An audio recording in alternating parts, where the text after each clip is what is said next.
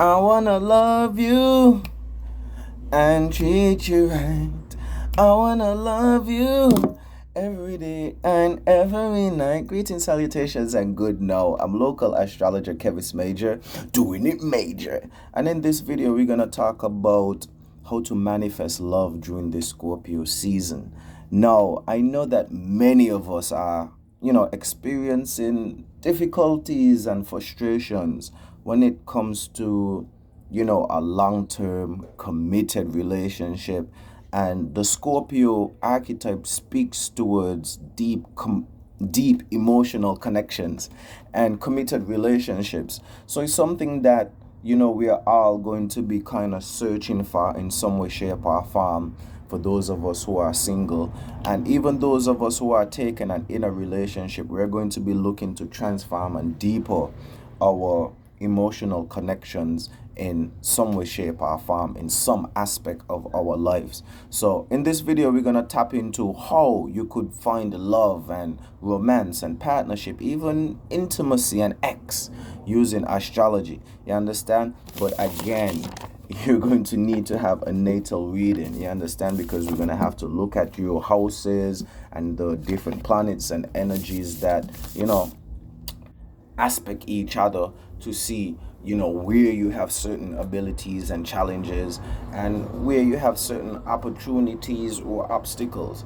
No, for the most part, you're going to look at three houses, and these three houses is going to form a small little mini trine. But with these powers aligned, it's going to give you the tools needed to unlock a beautiful and bountiful and pleasureful, you understand me, intimate, deep bonding relationship full of ecstasy. All right, so we're gonna be looking at the fifth house. You understand? And the fifth house deals with romance, pleasure, creativity, our creative expression. And creative energy is actually sexual energy, because to create is creating life. You understand me? And you have to join energies to create another one. So that's what X is, basically joining up two energies to create a whole different symbol, this one and this one, and you get a whole new one. You understand me?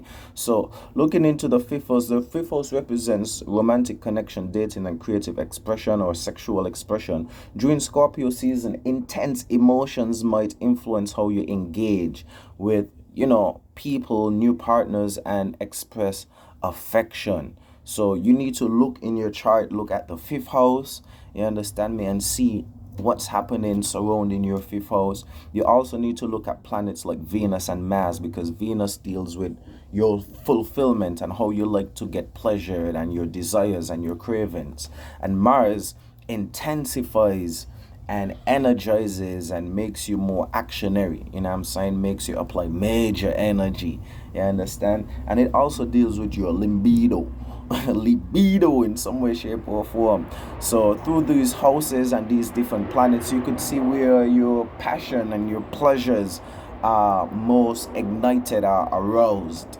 You understand me? So again, that's why you need to get a natal reading and also a transit reading, so you could see how the current planets are energizing you. You understand me? Or working, you know what I'm saying, challenging you per se. All right, we're gonna need to look at the seventh house. So the seventh house deals with relationships and partnerships, and more long term, not just fun and pleasure like the fifth house, but seventh house is more long term. So this house governs serious partnerships. This includes marriage and committed relationships. The seventh house also speaks towards treaties and diplomacies, so making things official or legal in some way, shape, or form. If Scorpio is activated in your seventh house, expect to have deepened relationships or even transformative situations of power and control on that will enable you to attract someone or even to deepen connections at this point in time. You need to look at planetary activity that is happening around your seventh house. You also want to be looking at Venus Again, the sun, if it's close or transiting, opposing, trining, squaring in your seventh house. Also looking at Mercury, the way how you think and communicate, if it's conjuncting, opposing, squaring, trining your seventh house. Any activity surrounding your seventh house, we need to investigate it to see what type of powers you're going to have to activate, your long-term relationships, and how to make people stick and stay. You understand me? Then you're gonna be tapping into your eighth house. The eighth house correlates to the dick and pussy ass crack area. And I'm saying you're talking about sexuality, intimacy, and again, deep bonding relationships and connections. Now, seeing that we are in the Scorpio season, everyone is going to be predicated on, having some deep connection in some way, shape, or form. So, it's a transformative time, and this house governs shared resources, deep connection, and sexual intimacy and relations. So, it's a time that we're going to want to join together, and share our resources in some way, shape, or form, whether it's just our body fluids or something, but use this period to not only release but release emotional baggage and heal from past relationships. That's the only way, you could really move forward into a healthy relationship. So you have to, again, let go, release, you understand me, and start cultivating trust again with your current self, just trust in self, trust in humanity, and cultivate trust in the new partner, the new person who you may be eyeing or looking at. And look at transits such as Venus, again, if they're close, or squaring, trying in the eighth house. Mars, if it's opposing, trying, squaring, conjuncting the eighth house. We got to investigate all of those energies. All right, so again, the houses for relationships, if you want to unlock certain gifts or see where you might have certain challenges, and stumbling blocks. Also, the second house is very important, because the second house taps us into our value, our self-worth. You understand me? So understanding your self-worth and how you see yourself and how you gain stability in self is important, because you got to know yourself before you jump into a relationship. But the main ones for attracting and making someone stick and stay is, five, how you express yourself, your creativity or your sexual energy that you exude, and even tapping you into romance, or how you entertain and pleasure someone.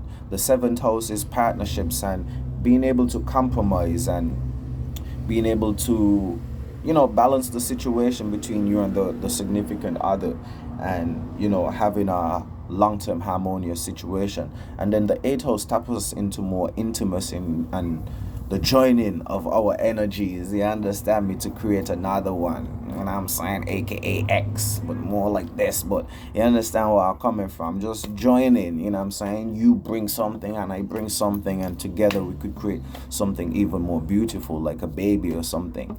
And again, eighth house deals with depth and diving deep. So not just surface level and communicating, but having the time and experiences and that subconscious bonding thing, man. Like it's hard to explain, but anybody who's ever been in love knows what I'm talking about.